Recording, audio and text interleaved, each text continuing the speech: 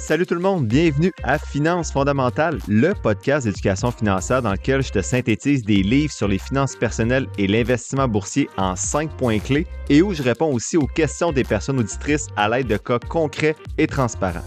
Si tu souhaites prendre en main ta santé financière, t'es à la bonne place. C'est parti, bon podcast!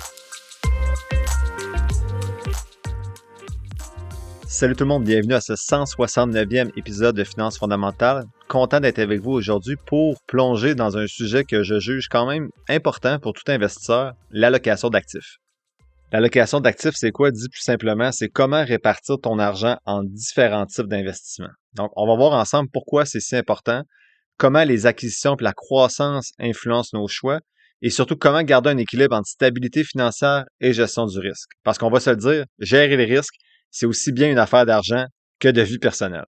Donc, l'allocation d'actifs et la gestion du risque, ce que je vous parle aujourd'hui, c'est inspiré de l'épisode 343 diffusé en 2025 de Rational Reminder qui s'appelle How to Choose an Asset Allocation. Donc, voici ce que je retiens là, de cet épisode-là. Quand j'écoute ces épisodes-là, je vais vraiment de mémoire après l'avoir écouté. Là, je me prends des petites notes après l'avoir écouté, mais ma fiche de lecture est très brève en ce moment. Donc, ça peut être un épisode très court, comme ça peut être un épisode que je pars dans toutes les directions, comme parfois ça arrive, puis qui devient finalement 20-30 minutes quand même. Donc, la première chose que je retenais de cet épisode-là, c'était l'importance de l'allocation d'actifs. Donc, allouer ses actifs, c'est un peu la base de toute stratégie d'investissement. Donc, en gros, c'est la façon dont tu vas répartir ton portefeuille en différentes classes d'actifs. Soit tu mets combien dans les obligations, tu mets combien dans les actions, tu mets combien en immobilier, en matières premières, etc., etc. Donc, tout ça, ça va dépendre de ta tolérance au risque, 1, de ton horizon de placement, 2, et de tes objectifs financiers, 3. Donc, une bonne allocation, ça permet de maximiser le rendement, ajuster au risque en respectant ton profil, tout en assurant une certaine stabilité dans ton patrimoine. Donc, si on prend un exemple, un jeune investisseur avec 30 ans devant lui peut se permettre un portefeuille plus agressif, avec beaucoup d'actions, par exemple. Alors qu'un retraité, lui, va chercher à réduire la volatilité. Donc, dans son allocation d'actifs, il va peut-être miser davantage sur des obligations ou des actifs plus défensifs. Bref, l'objectif, c'est de trouver l'équilibre qui colle à ton profil et à tes besoins financiers. Et si tu veux creuser un peu plus, je t'invite à écouter l'épisode 116 où je partageais justement quelles sont les allocations d'actifs à choisir selon l'horizon de temps devant nous. Donc, j'ai un projet de toiture dans 7 ans. Ça devrait être quoi à peu près ma répartition d'actifs? J'ai un projet de voyage dans 3 ans. Ça devrait être quoi? Je vais me marier dans 2 ans. Donc, l'épisode 116 permettait de vous pister un petit peu là-dessus, même si ce que je présente à l'épisode 116 doit être adapté selon votre propre profil. J'ai récemment découvert un cabinet d'assurance différent. C'est des courtiers qui essaient d'acheter une assurance pour toi, pas de t'en vendre une. Si ton assurance auto, habitation ou entreprise renouvelle bientôt, fais comme je vais faire en juin prochain et appelle Galard Assurance au 450-753-8008, va au galard.ca ou clique sur le lien dans la description de l'épisode. Tu vas voir, tu vas m'en remercier. Petit rappel aussi, il faut que tu vois ton portefeuille comme un tout. Donc, quand je parle comme un tout, ça inclut pas juste ce que toi tu gères. Ça inclut ta maison, ton REER collectif, ton fonds de pension. Donc ça, j'en ai parlé quelques fois. Si tu as un fonds de pension à prestation déterminée, ça veut dire que tu es sûr d'avoir tel montant jusqu'à ta mort. Donc, est-ce que ça compte comme une partie sécuritaire de ton portefeuille? Est-ce que ça pourrait être considéré comme des obligations? Donc, si tu as un profil 60-40, est-ce que ton 40% d'obligations pourrait être représenté par ton fonds de pension qui souvent va peut-être même être un 80% d'obligations parce que tu en as tellement dans ton fonds de pension par rapport à ce que tu investis tout seul ou avec ton professionnel. Donc, il faut vraiment voir ça comme un tout. Donc, moi, en tout cas, je ne sais pas si les professionnels considèrent le fonds de pension ou le REER collectif, mais quand tu arrives avec un profil 60-40, avec un professionnel, puis je vois que tu as 60-40 dans tes fonds communs, mais que tu as un fonds de pension qui est 7 fois plus gros à côté, qui est safe, au fédéral, pourquoi le professionnel ne considère pas le 40% d'obligation comme un fonds de pension? En tout cas, anyway. L'autre chose que je retenais, donc la première, c'était l'importance de bien allouer ses actifs. La deuxième, c'était la diversification puis la gestion du risque. Donc, diversifier, vous le savez, là, c'est un pilier de l'allocation d'actifs. J'en ai parlé souvent de l'expression, là, on ne met pas tous ses œufs dans le même panier ou peu importe ce que je disais, là, mais ça ressemble à ça. Concrètement, c'est quoi diversifier? C'est de répartir tes investissements dans plusieurs classes d'actifs, mais aussi dans plusieurs secteurs et dans plusieurs géographies. Donc, tu vas réduire ainsi ton risque global. Donc, par exemple, en 2018, les investisseurs qui étaient trop concentrés sur la bourse ou sur l'immobilier ont subi des grosses pertes. Ceux qui avaient aussi des obligations de l'or ont beaucoup mieux traversé la crise. Puis la diversification, comme je disais tantôt, c'est pas juste entre actions et obligations. Euh, Quand on parle de diversification sectorielle, là, ça peut être technologie, santé, énergie, consommation. Quand on parle de diversification géographique, ça peut être Canada, États-Unis, Europe, marché émergent. Puis on peut même diversifier avec des devises ou des matières premières. Bref, diversifier, c'est une sorte d'assurance contre l'incertitude. Ça supprime pas le risque, mais ça réduit les chocs que ça peut donner à ton portefeuille, puis ça le rend un peu plus stable. Ensuite, ensuite, l'avant-dernière chose que j'ai retenue de cet épisode-là, c'est vraiment la croissance puis l'allocation des actifs. Donc, la croissance, on la voit souvent comme un objectif final. Mais en fait, elle joue aussi un rôle clé dans ton allocation.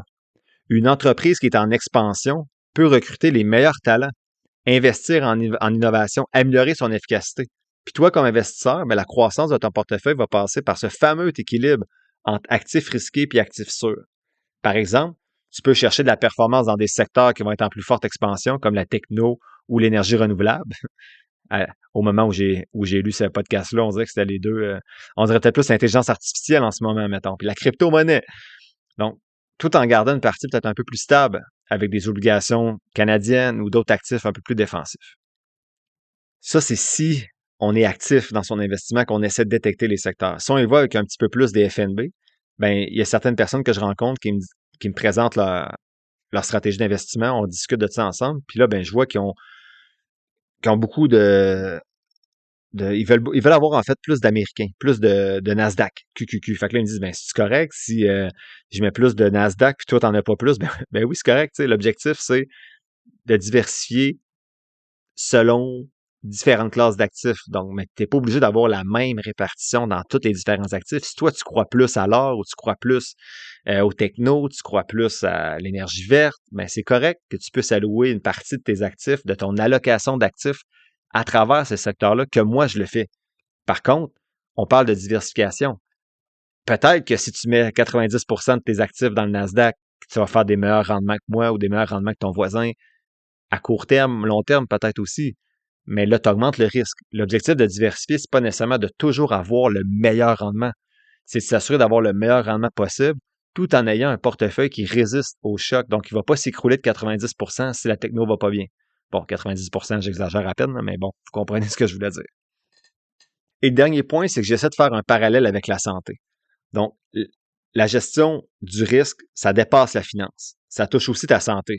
Je ramène ça à mon expertise, qui est plus la santé que les finances. Donc, comme en investissement, si tu ignores les signaux par rapport à ta santé, ça peut mal finir.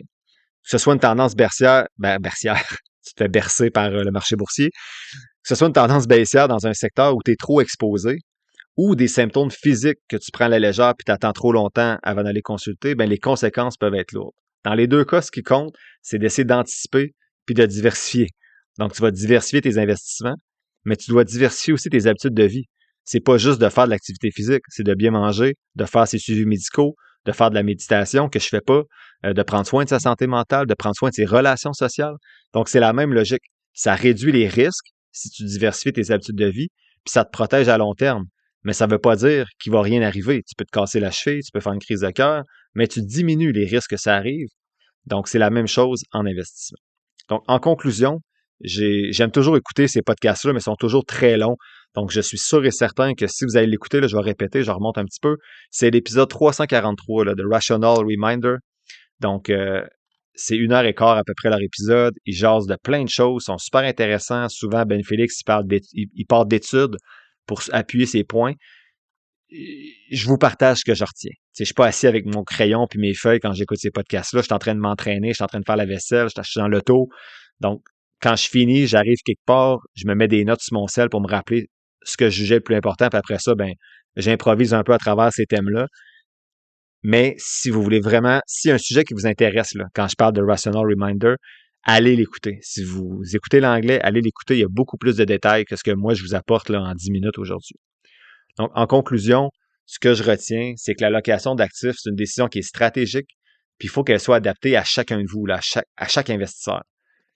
Que ce soit dans le cadre de gestion de portefeuille ou d'entreprise, la diversification puis la gestion de risque, c'est essentiel pour assurer une stabilité puis une croissance. Et comme je disais tantôt, la santé et les finances sont étroitement liées. Sans une bonne santé, mais la réussite financière perd un peu de sa valeur si tu ne peux pas en profiter. Le key point, qu'est-ce que je retiens de ce podcast-là que j'ai écouté puis que j'essaie de vous synthétiser aujourd'hui avec un petit peu mon opinion à travers tout ça? 1. Une allocation d'actifs bien pensée, c'est essentiel pour optimiser son portefeuille puis limiter le risque. Puis 2, la gestion du risque va s'appliquer à tous les domaines de la vie, y compris la finance, la santé, etc. Donc, écoutez votre corps, écoutez votre portefeuille et agissez tôt pour réaligner vos trucs.